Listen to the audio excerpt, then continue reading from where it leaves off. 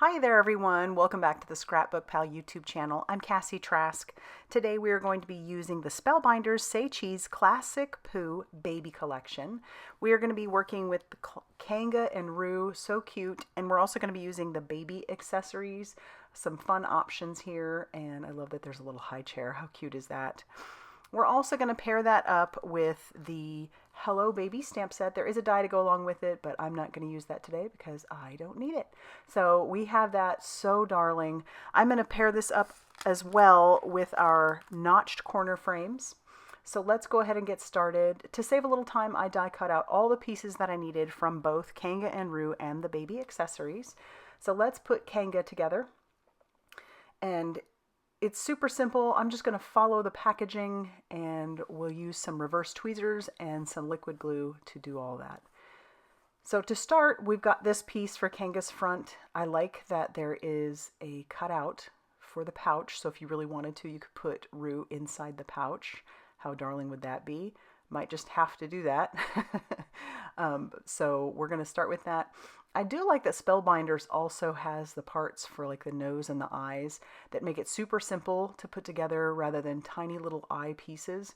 That is always frustrating because I always seem to lose those, but they just have this big black piece that will cover both the eyes and the nose, and then you can stick the face part in front of that.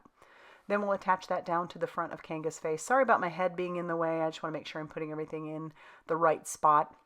And then I do have her arms, but I'm going to wait to put those on. We're going to wait until we assemble the card. I just thought that I wasn't sure if it was going to touch the baby buggy or what, so I decided to wait. So now we're going to put together little Roo, and we're putting on his little chest piece, and then we also have the same thing for his face. It's the little black piece.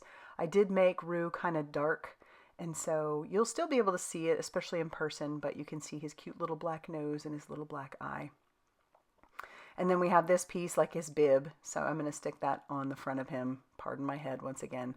And I cut mine out of yellow. I wanted to make these very gender neutral for, you know, whoever. But obviously you could have fun with all sorts of colors, pinks, blues, purples, whatever you wanted to do. How fun would that be? Now we're going to put together the little baby buggy, which is so simple to do. You're going to start with the piece that is the cover for the buggy. Again, pardon my head. I really was just in create mode because these are just such cute little products that I could not. I just was in create mode, so you're going to see my head a little bit. Then the next piece for our buggy, and then this bottom portion, you're just going to put glue on those two spots. And then tuck the baby buggy into that. Let that dry. And then we can move on to the wheels. And so I've got the handle. We have the handle for the baby buggy, and then we're going to move on to the wheels. But I've got the black pieces for the tires, and then I also have the white pieces for the spokes, and then the center pieces. I do like how on the packaging they did theirs out of yellow. I went ahead and just stuck with mine were made out of the dark gray. But that yellow is really cute. I was sitting there thinking about how this set, these two together, you could have so much fun making all kinds of baby cards. The idea that you could put them in the high chair or just the buggy or in Roo's pouch was just so fun to me. And then now we're just going to attach the tires to the front of the baby buggy. There is a cup. I'm not going to use that, but that was cut out with the baby bib. So I've got that option if I wanted that. You could stick some of that stuff hanging out of Roo's pouch or Kanga's pouch if you wanted, I suppose.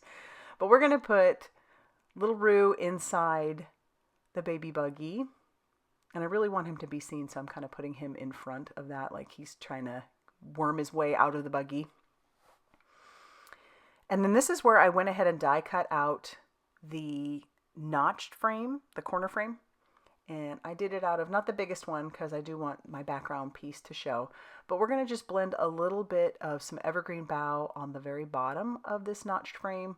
I want it to look a little more grounded, almost like they're walking through the grass possibly, but it's pretty subtle. And then I do have a piece of yellow cardstock that I cut down to 4 1/4 by 5.5 inches. So it's the full front of an A2 size card. I'm going to pull out the flower stamp from our Hello Baby stamp, and I'm just going to stamp that all over the outside of our background. And now distress inks are not necessarily formulated for stamping, but because this is a background, I don't care if it's not perfectly stamped. I think it actually looks really, really good. And if you're going to do a background like this, make sure, as you can see, like I'm doing, twist your stamp around so that it doesn't look the exact same all around. It really gives that pattern paper look. And so when I put the notched frame over the top, just stamping on that background really added to it. So I really like how that turned out. And that color that I used was mustard seed, or no, fossilized amber. So now we'll glue down our panel, our notched frame panel, to the front of our card panel. And then we're going to glue down Roo and the buggy. You could use some foam tape in this if you wanted to, but I was thinking about the intricacy of the baby buggy. If you do decide to do that, you want to make sure you grab some of those micro foam squares. I've recently discovered those, and they are a must in the craft room for sure. They're small. You don't have to cut them down. They're perfect, and they really work well on those really small areas that you want popped up. But we're just going to go ahead and glue him down. And then we'll grab Kanga's arms. I'll use the packaging once again, just to kind of give me reference for how they are to go on there. And I actually put them the exact same basically as they are on the packaging, so I could have gone ahead and put them on her. And now we're going to bring in the Hello Baby stamp set for our sentiment. Lots of fun sentiments in there. There's even a banner. We're going to use the one that says, "Welcome, little one." I'm going to ink that up with some VersaFine Clair Nocturne ink, and then we'll stamp that down. And then we'll grab in our card base, which measured 5.5 inches by 8.5 inches and was scored at 4 1/4. And then we'll put some liquid glue onto our panel and attach that down to the front of our card base. You could do some stamping on the inside if you wanted, but I'm going to stop there. I love how this turned out, and I hope you do too. If you do, please hit that like button. Definitely consider subscribing if you haven't already done so. And be sure to check out all that ScrapbookPal has going on over on their blog, Facebook page, and Instagram for more crafty inspiration. Thanks for stopping by, and we'll see you soon.